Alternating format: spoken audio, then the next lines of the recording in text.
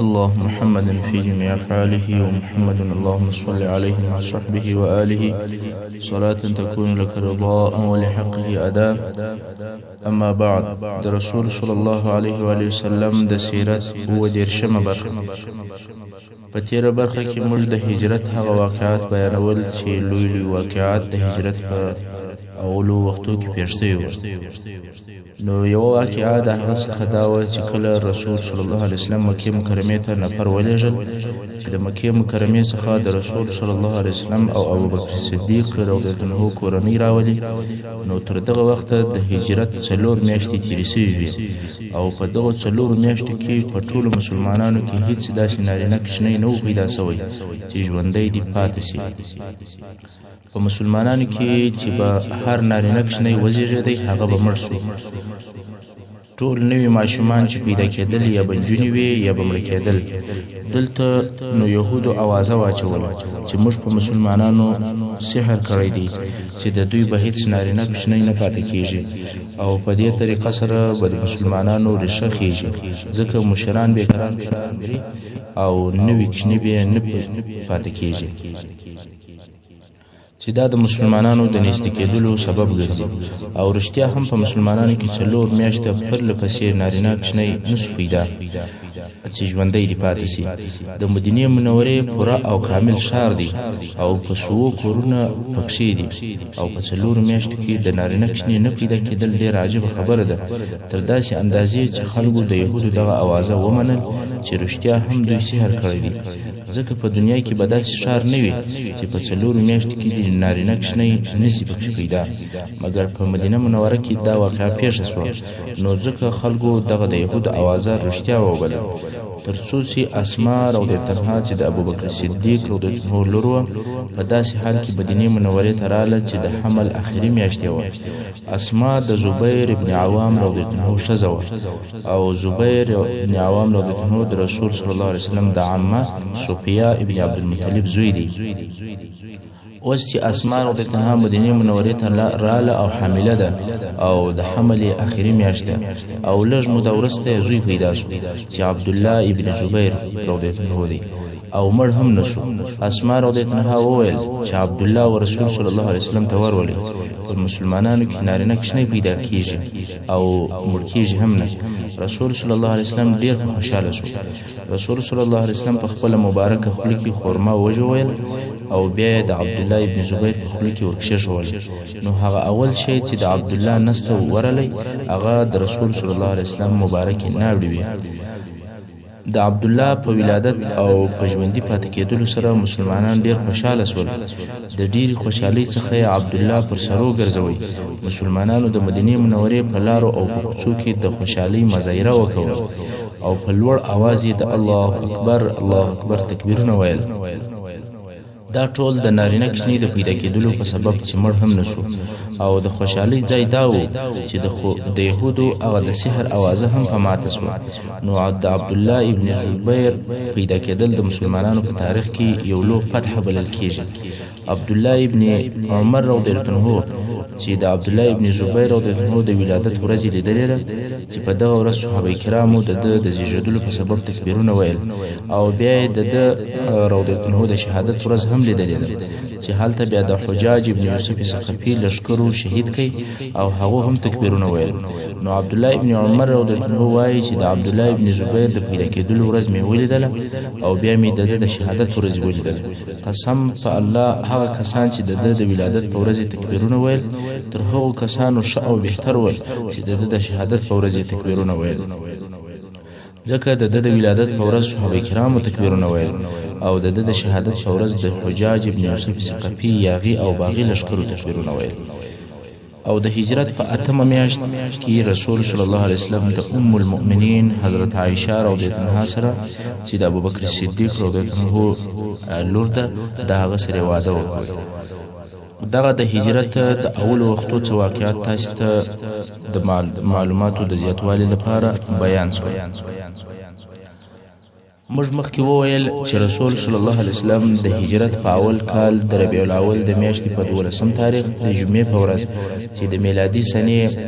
622 کال د سپتمبر د میاشتې 28 تاریخ سره برابر و په مدینه منوره کې د بني نجار په منطقه کې د ابو ایوب انصاری رضی الله عنه د کور مخته د خپل اوښ څخه کښته شو او وی فرمایل ان شاء الله منزل یا د استوګنې ځای دلته دی او بیا د ابو ایوب انصاری رضی الله کور ته ولاړی او اول هغه کار چې رسول صلی الله علیه وسلم د هغه په عملي کولو شروع وکوله هغه پر هغه مځکه چې اوښه هلته چوکه سوه د مسجد جوړول ول او دغه مځکه د هغې د مځکې د مالکانو څخه چې دوه یتیمان ول د هغو سیرانې ول او قیامت د مځکې هم ابوبکر صدیق رضی الله عنه ورکړي او د مسجد د جوړولو په کار کې په خپل رسول صلی الله علیه وسلم هم حصه واخیستله چې خښتې او ډبرې به یې نقلولې او دغه د رسول صلی الله علیه وسلم کار کول یا په کار کولو کې حصه اخیستل د صحابه کرامو نشاط او احساسات یې نور هم ورزیاتول تر داسې اندازې چې د اصحاب کرامو څخه به یو نفر دغه شعر هم ویل لئن قعدنا والنبي يعمل لذاك من العمال المضل یعنی که موږ کښینو او رسول صلی الله علیه وسلم کار کوي دغه ناسته زموږ دپاره ګمراه کوونکی عمل او بد کار دی دغه د مسجد مځکه چې خرابه مځکه وه په هغه کې د مشرکانو پخواني قبرونه ول او ژورې کندې وې او د خرما ونې هم پکښې وې او د غرقد ونه هم پکښې وه د رسول صلی الله علیه وسلم په امر سره د مشرکانو قبرونه وکیندل شول او خاورې یې وغورځول شوې او هغه کندې چې وې هغه اوارې او برابرې شوې د خرما او د غرقد ونې پرې کړل شوې په دغه وخت کې قبله د بیت المقدس و طرف ته وله د مسجد د پای د خوا دیوالونه په ډبرو سره پورته شول او نور دیوالونه په اومو خښتو او په خټو پورته شول چت یې د خرما په شاخلو باندې پټ کړل شو او د منځ عمودونه یا تنبې د خرما د ونې د تنو څخه ورکړل شوې پر مځکه شګې او ریګ اواز مسجد ته 3 دروازې ورکول شوې د مسجد اوږدوالی 100 ذراع او بر یې هم د غونه اندازه یا تر دې لږ کم و د مسجد څنګ یا بغل ته په اومو خښتو کوټې یا حجرې جوړې شوې چې سرونه یې په شاخلو او د خرما په پاڼو سره پټ شول چې دا د رسول صلی الله علیه وسلم د ازواجو مطهراتو خونې او حجرې وې کله چې د دغو حجرو بنا پوره او کامله شوه نو رسول صلی الله علیه وسلم د ابو ایوب انصاري رضی الله عنه د کور څخه و دغو حجرو ته ورنقل شو او دا هم درته وویل چې مسجد یوازې د لمونځ د ادا کولو ځای نه دی بلکې یو مدرسه یو پوهنتون دی چې مسلمانانو هلته اسلامي تعلیمات او توجیهات زده کول او مسجد د هغو مجلسو ځای و چې هلته هغه مختلفې او یو له بله مرورې قبیلې په خوله کېدې کومې چې د جاهلیت د وختو څخه نفرت او نزاع جنگ او جدل په مابینځ کې پاته و او مسجد د اسلامي شؤونو د اداره کولو ځای و او مسجد لکه د نن ورځې پارلمان هلته مشورې او تنفیذي مجلسونه کېدل پر دې ټولو سربیره مسجد د هغو فقیرو مهاجرینو دپاره کور او د استوګنې ځای هم و چې نه کور درلودی نه اهل او نه اولاد درلودی نه قوم همدارنګه د هجرت په اول کال کې د لمانځه د رکعاتو د زیاتوالي وحی هم نازل شوی د لمانځه په متعلق 3 مرحلې تېرې شوې دي په اوله مرحله کې لمونځ اختیاري و فرض نه و هر چا چې به هر وخت هر څونه لمونځ کوی د ده خوښه وه خو رسول صلی الله علیه وسلم خلک لمانځه ته رابلل او تشویقول یې خو لمونځ فرض نه و بلکې اختیاري و بېله د شپې د لمانځه څخه چې دغه د شپې لمونځ د سورة مزمل د دغو آیاتو په نزول سره اول وارې پر رسول صلی الله علیه وسلم فرض شو چې الله جل جلاله فرمای یا ایها المزمل قم الليل الا قليلا او بیا ورسته پر مسلمانان هم فرض شو مګر نور منظوره تر اسراء یا تر معراج پورې نه ول فرض شوي خو په معراج کې 15 منځونه فرض شول د مخه مسلمانانو لمنځونه کول فرض نه او بیا په معراج کې 15 منځونه پر ټول مسلمانانو فرض شول خو ټول منځونه په دې وخت کې 2 رکعات ول سحر ماپښین مازګر ماښام ماخستن ټول 2 رکعات ول او مسلمانانو هم تر هجرت پورې 2 رکعات لمونځ کوي څو د هجرت په اول کال کې په ماپښین او په مازګر ماښام او په ماخستن کې زیاتوب وسو او د سهار لمونځ پر هغه خپل حال باندې باقي پاتې شو، یعنی چې 2 رکعات. تر دغه وخته اذان هم نه و. خلک د لمانځه دپاره بېله کومې علامې او بېله غږه راټولېدل. خلکو په خپل فکر وخت سنجوي او د لمانځه د ادا کولو دپاره به په مسجد کې سره یوځای کېدل. نو د هجرت په اولو وختو کې رسول صلی الله علیه وسلم د داسې شي په باره کې فکر کوي چې په هغه سره خلک خبر سي چې د لمانځه وخت دی، او په دغه باره کې د صحابه کرامو سره مشوره وکول. ځینو صحابه کرامو دا مشوره ورکړه چې بوق برانیسو، یعنی شکر یا تلی دا به پیدا کو، په هغه سره به ځانونه سره خبرو. خدای نه سو خوښه، ځکه تلی چې بوق ورته ویل کېږي دا یهودو استعمالول. چا بیا دا مشوره ورکړه چې ناقوس به پیدا کو. ناقوس 2 لرګي دي چې یو یې اوږد او بل یې کوچنی وي، یو د بل سره ټکوي، یا خو یو اوسپنه وي او بل لرګی وي، لکه د اوس غوندې اغینټي چې په بعضې ځایو کې. نو ډېر ځله دا ځنګولې ته هم ناقوس ویل کېږي. خو دغه مشوره هم د نبی علیه السلام نسوه خوښه، ځکه دغه ناقوس چې ټلی یا ګنټۍ ورته ویل کېږي دا نصاراو استعمالوله. خو په دغه ورځ پر یو کم خاص شي باندې اتفاق نه وشو او دوی ټول سره ولاړ شول. په وروسته کې یو صحابي چې نوم یې عبدالله ابن زید و، په خوب کې یو سړی ولیدی چې زرغونه کالي یې اغوستي و او ناقوس ورسره و. عبدالله په دا خوب کې ورته وایي چې سړی دغه ناقوس نه خرڅوي. هغه ورته وویل څه پکوي؟ عبدالله وویل چې موږ د لمانځه دپاره خلک په خبرو وو. سړي وویل تر دغه ښه شی در وښیم؟ عبدالله وویل هو. سړي وویل هر کله چې د لمانځه وخت شو په لوړ اواز سره داسې کلمات ووایه: الله اکبر الله اکبر الله اکبر الله اکبر اشهد ان لا اله الا الله اشهد ان لا اله الا الله اشهد ان محمد رسول الله اشهد ان محمد رسول الله حي على الصلاة حي على الصلاة حي على الفلاح حي على الفلاح الله أكبر الله أكبر لا إله إلا الله. طول أذان وروشو. عبدالله ابن زید چې له خوب راویښ شو، رسول صلی الله علیه وسلم ته ورغلی او خپل خوب یې ورته ووایي. رسول صلی الله علیه وسلم وفرمایل دا ښه خوب دی او دغه جملې بلال رضی الله عنه ته وروښیه، ځکه د هغه اواز لوړ او ښه دی. په دغه کې موږ ته د رسول صلی الله علیه وسلم د طرفه تعلیم دی چې اذان باید هغه څوک وکړي چې اواز یې ښه او لوړ وي. نو مؤذن باید د ښه اواز خاوند وي، ځکه خوب عبدالله ابن زید لیدلی و او رسول صلی الله علیه وسلم ورته وویل اذان دی بلال وکړي. اوس چې بلال رضی الله عنه لوړ مسجد ته وختی او اذان کوي، په دې وخت کې حضرت عمر رضی الله عنه بیده و او په دغه اذان د خوب راویښ شو. خو په دغه وخت کې حضرت عمر رضی الله عنه هم دغسې خوب لیدی چې اذان پکښې و. نو ژر و رسول صلی الله علیه وسلم ته ورغلی او ورته ویل یا رسول الله والله ما دغسې خوب لیدی. رسول صلی الله علیه وسلم وویل هو د لمنځو د خبرتیا دپاره دغه اذان ښه او بهتر شی دی. او بیا پر دغه اذان باندې وحی هم نازل شوی چې اذان یې ثابت او قائم کړي. دا دغه اذان د مشروعیت او د شروع کېدلو کیسه وه، کوم چې هر ورځ 15 واري د دنیا په افاقو کې پورته کیږي او د عالم الوجود د ټولو اطرافو حصې ریږدوي د الله پر وحدانیت او د رسول صلی الله علیه وسلم پر رسالت شاهدی په ادا کیږي. دغه اذان په واسطه مسلمانان د یو الله د عبادت لپاره د الله جل جلاله په کور کې سره راټولیږي او یو ځای کیږي.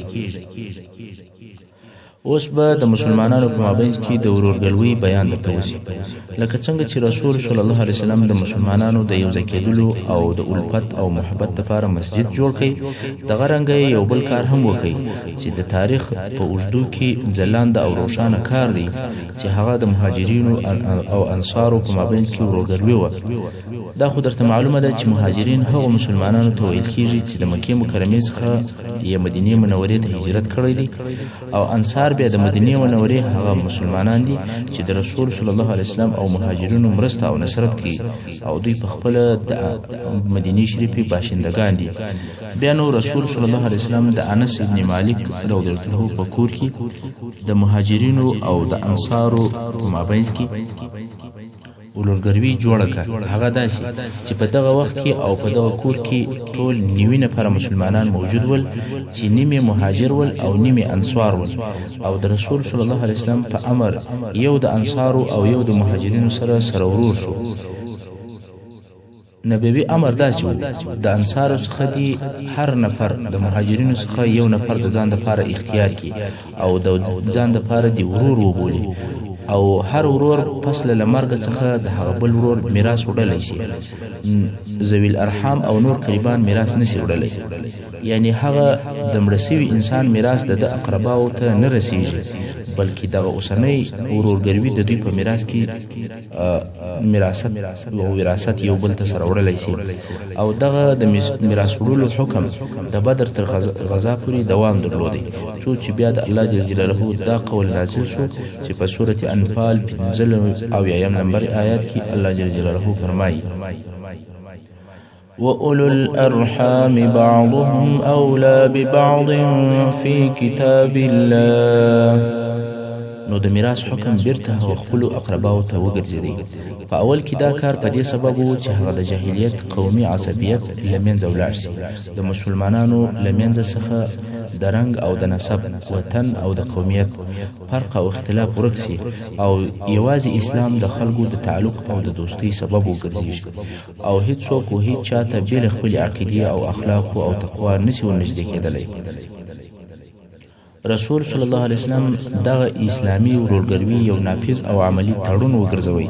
نه فقط د خولې خبرې، داسې نه چې خلک یوازې په خوله سره یو له بل سره ورور وایي او په عمل کې هیڅ اثر نه وي، بلکې په دغه اسلامي ورورګروي کې الفت او محبت وو، قرباني او صداقت وو.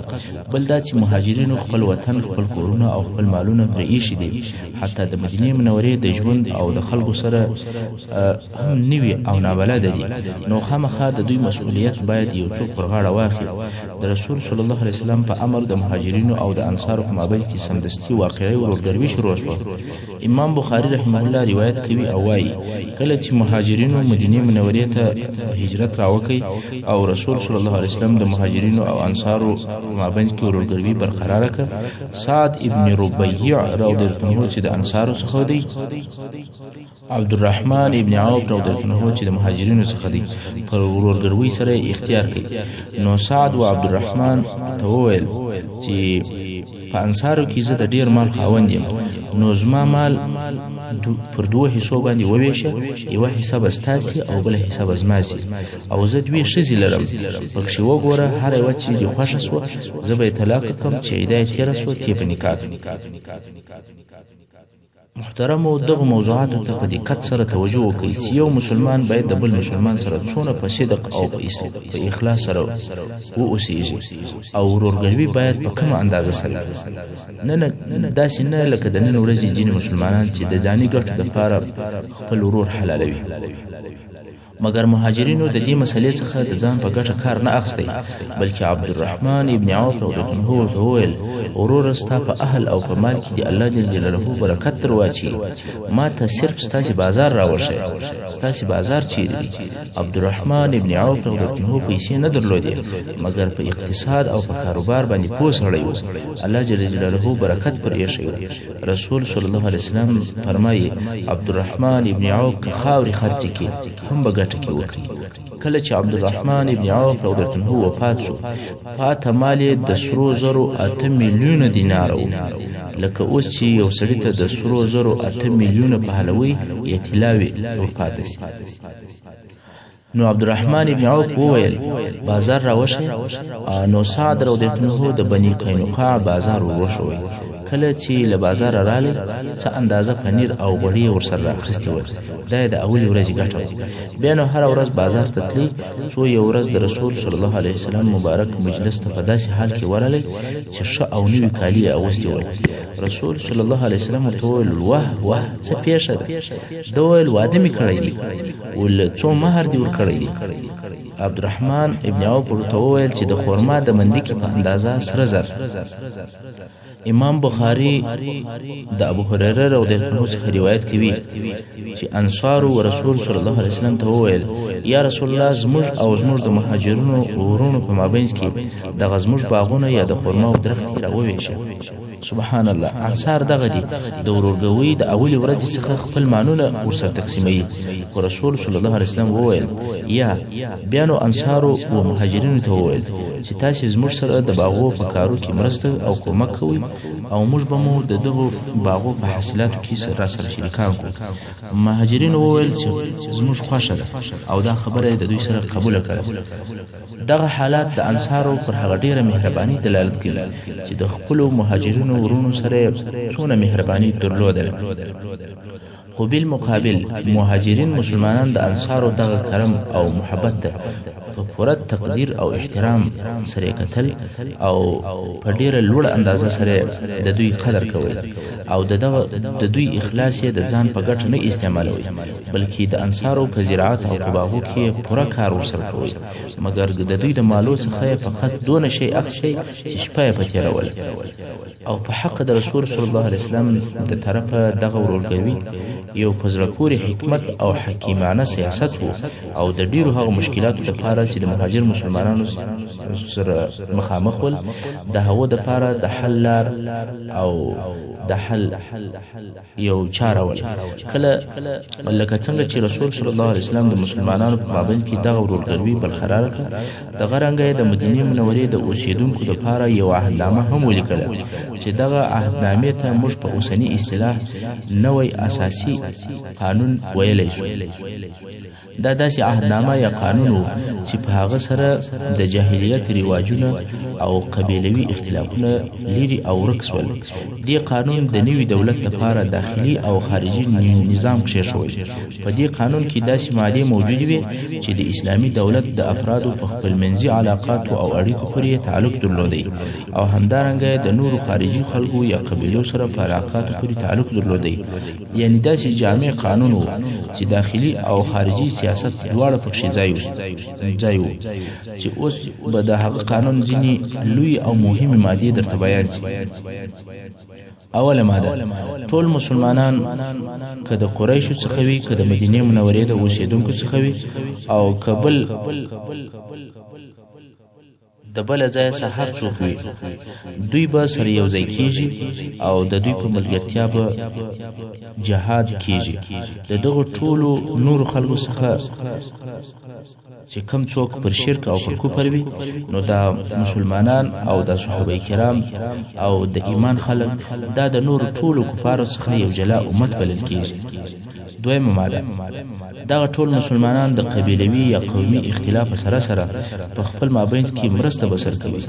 او د خپل بندي یا د بنديانو د خلاصولو لپاره په عدل او په احسان سره فدیه ورکوي. دریمه ماده مسلمانان به په خپل مابین کې یو پوروړی یا غریب عیالدار نه پرېږدي چې د سره په مرسته نه کوي یا د بندي فدیه نه ور برابري. څلورمه ماده ټول مسلمانان هغه چاته یو لاس دي چې پر دوی ظلم یا تجاوز کوي یا په دوی کې فساد او ګناه نشروي که څه هم دغه څوک په دوی کې د یو چا اولاد وي. پنځمه ماده یو مسلمان به بل مسلمان د کافر په بدله کې نه واجني او نه به د کافر سره د مسلمان په مقابل کې مرسته کیږي. شپږمه ماده د کفارو سره به فی سبیل الله جنگ او جهاد د مسلمانانو صلح او اتفاق دا به ټوله په یوه غږ او په هماهنګي سره وي. یعنی داسې نشي کېدلی چې ځینې مسلمانان به په انفرادي ډول سره د کفارو سره صلح وکړي بلکې که صلح او اتفاق کېدی دا به د ټولو مسلمانانو په یوه خوله او په اتفاق باندې وي. اوومه ماده هر هغه مؤمن چې پر الله او د آخرت پر ورځ ایمان لري او په دغه عهدنامه اقرار کوي او وی مني دا نه د ورته روا چې د یو کافر نصرت او کومک وکړي یا ځای ورکړي که د کافر مرسته وکړي یا ځای ورکړي د قیامت په ورځ پر هغه باندې د الله غضب او لعنت دی او د ده څخه هیڅ شی نه قبلول کیږي څنګه چې د مدینې منورې ځینې یهود د مسلمانانو سره په دغه معاهده کې شامل او داخل ول نو په دغه قانون کې څه مادې د یهودو په باره کې هم شته چې ښه په غور او په دقت سره ورته متوجه شي اتمه ماده د بني عوف یهود په دغه عهدنامه کې د مسلمانانو سره یو ځای دي د یهودو خپل دین دی او د مسلمانانو خپل دین دی بې له هغو کسانو چې ظلم یا یو ګناه وکړي خو هغه څوک بې له خپله ځانه او خپله کورنۍ بل څوک نه هلاک کوي یعنی هغه ته بیا د اسلام په شریعت کې شرعي جزا او عذاب ورکول کیږي نمه ماده یهود د خپل خرڅ او د نفقې مسؤل دي مسلمانان د خپل خرڅ او د نفقې مسؤل دي او دوی یو د بل به مرسته سر کوي د هغه چا په مقابل کې به مرسته سر کوي چې د دغه عهدنامې څخه خلاف کوي یا د دې عهدنامې پر افرادو باندې تجاوز او ظلم کوي لسمه ماده د دغه عهدنامې د منونکو په مابین کې که کوم داسې اختلاف یا قضیه پیښه شوه چې د هغه په نتیجه کې د فساد او د فتنې بیره وه هغه موضوع و الله او رسول الله صلی الله علیه وسلم ته راجع کیږي هر څه چې د هغو حکم و په هغه سره به فیصله کیږي یولسمه ماده د دغه عهدنامې د افرادو څخه هر څوک که په مدینه منوره کې وي هم په امان دی او که تر مدینې منورې د باندې ولاړ شي هم په امان دی دغه قانون نورې مادې هم درلودې خو دغه ذکر شوي مادې زموږ د بحث لپاره مهمه مادې دي چې بې له رسول صلی الله علیه وسلم څخه به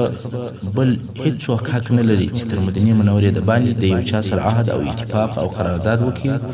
نه یهود او نه د مدینې منورې نور مشرانو ته دا اجازه شته چې د خارجي خلکو سره تعهد او اتفاق وکړي دا کار فقط د رسول صلی الله علیه وسلم